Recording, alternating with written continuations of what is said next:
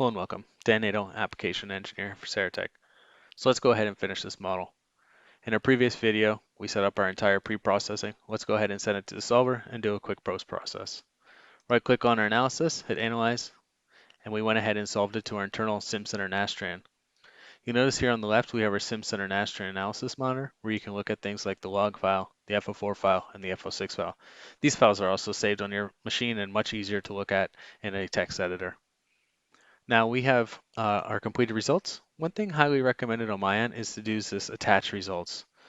So what this does, if you right click on your results, you can say attach to results. It is a linker file to the file on your local drive. So here's my OP2 file. So instead of saving this model inside of my Femap file, I have a link to the OP2 file on my drive. So therefore my results are not internal to this Femap file. So let's go ahead and post-process. So I recommend using the post-processing toolbox. I find it the easiest way to do most post-processing. So in this case, we can start with a simple deform plot. Go ahead and you specify what style that you're interested. Deform, animation plot are the common ones. So let's start with the deform.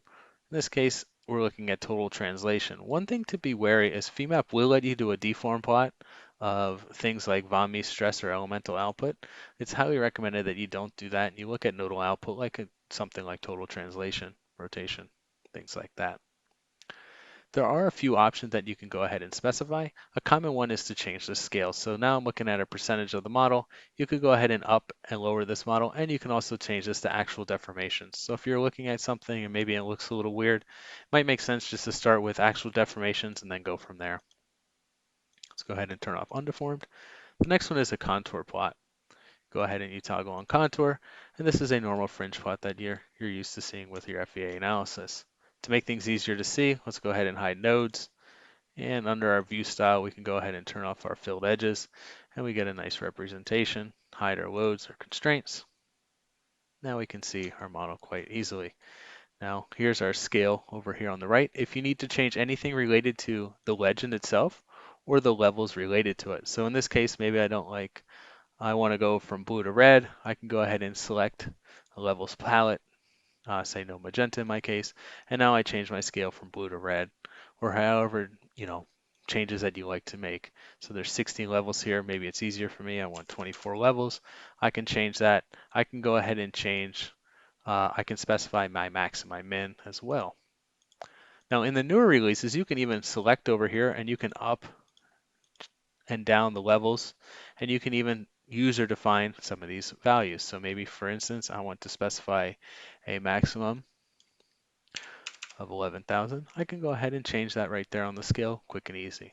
So that's where you would specify things related to the levels and legends.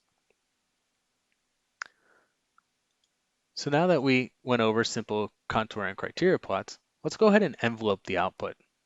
So I have all these 8 cases and I want to know which case is the worst for my model. Instead of looking at each one individually, I can get a global picture of it.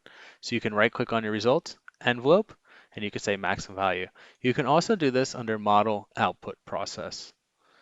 What this will do will give you an envelope so you can look at a contour plot that we were looking at a second ago, and you can look at something like a plate top stress. So maybe I want to go ahead and change that scale again.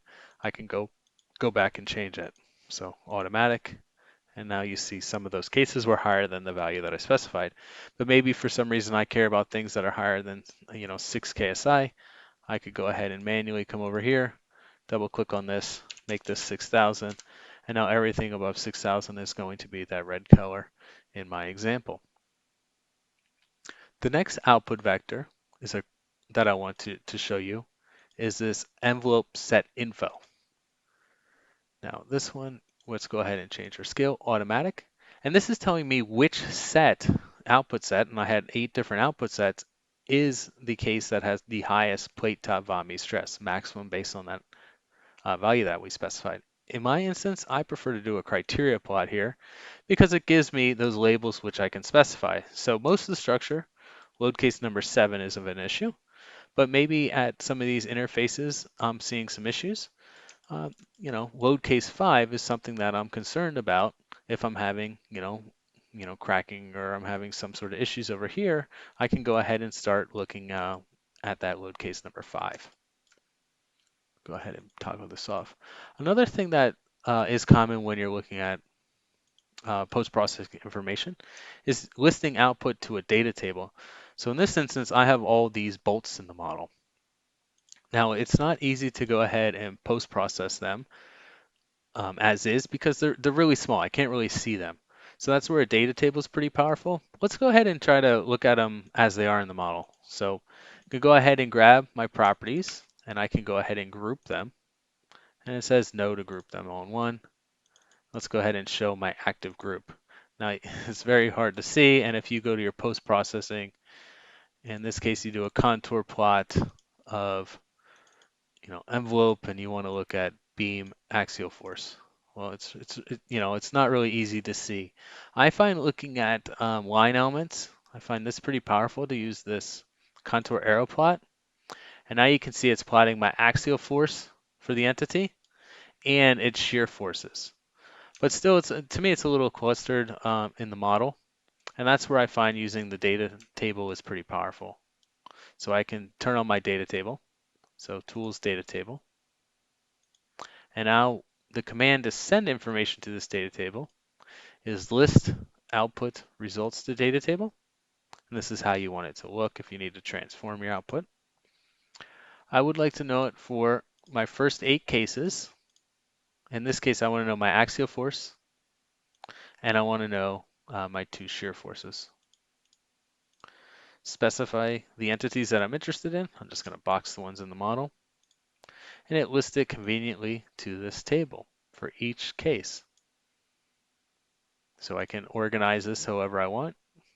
I can copy this, send it directly to Excel.